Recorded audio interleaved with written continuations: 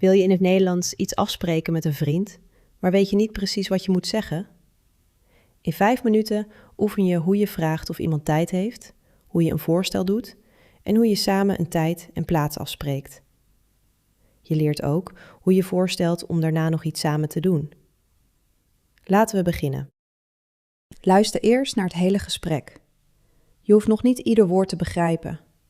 Let vooral op hoe Milan vraagt of Lotte tijd heeft, hoe ze een tijd en plaats kiezen en wat ze daarna nog willen doen.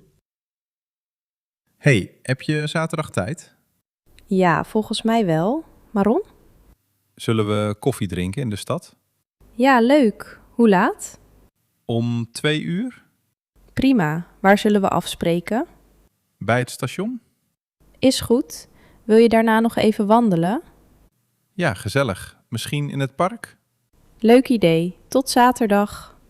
Tot zaterdag. Goed geluisterd. We bekijken nu de belangrijkste zinnen stap voor stap. De eerste belangrijke zin is: zullen we koffie drinken? Met zullen we doe je op een heel natuurlijke manier een voorstel. Je vraagt of iemand samen met jou iets wil doen. Zullen we koffie drinken? Nu jij. Zeg de hele zin. Zullen we koffie drinken? Je kunt na zullen we natuurlijk ook andere activiteiten gebruiken. Zullen we iets eten? Zullen we naar het park gaan? Zullen we morgen afspreken? Bij vrienden klinkt zullen we heel normaal en ontspannen. Bedenk nu zelf iets wat je samen wilt doen. Begin met zullen we. Als iemand ja zegt, moet je meestal nog 2 dingen afspreken: de tijd en de plaats. Om naar de tijd te vragen zeg je: hoe laat? Milan stelt 2 uur voor. Om 2 uur? Het kleine woord om gebruiken we voor een specifieke tijd. Om 2 uur betekent dus op het tijdstip 2 uur. Daarna vraagt Lotte: waar zullen we afspreken? Afspreken betekent hier dat je samen bepaalt waar en wanneer je elkaar ontmoet. Milan stelt voor: bij het station? Bij betekent hier op of vlak bij die plaats. Herhaal nu. Hoe laat?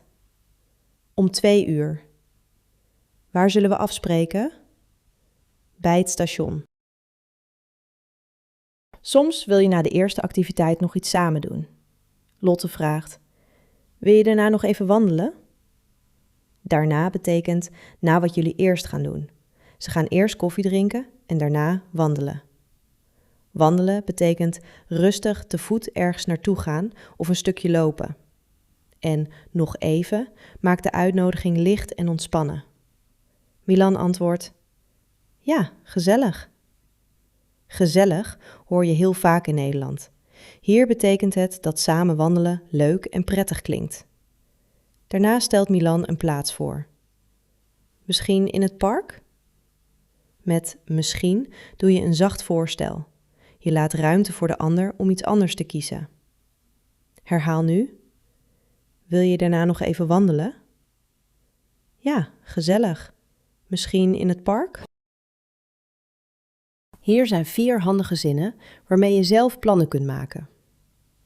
Wil je eerst weten of iemand beschikbaar is? Vraag dan: heb je zaterdag tijd? Wil je iets voorstellen? Zeg: zullen we koffie drinken? Daarna kun je vragen waar jullie elkaar ontmoeten. Waar zullen we afspreken? En wanneer alles afgesproken is, kun je eenvoudig zeggen: tot zaterdag. Nu jij. Herhaal iedere zin rustig, maar spreek alsof je echt tegen een vriend praat. Goed gedaan! Je kunt nu in het Nederlands vragen of een vriend tijd heeft, iets voorstellen en samen een plan maken. Onthoud deze 3 zinnen. Heb je zaterdag tijd? Zullen we koffie drinken? Wil je daarna nog even wandelen? Je weet nu ook hoe je vraagt hoe laat en waar je afspreekt. En je weet wat afspreken, daarna wandelen, gezellig en misschien betekenen. Oefen het gesprek nog een keer. De volgende keer kun je zelf in het Nederlands iets met een vriend afspreken.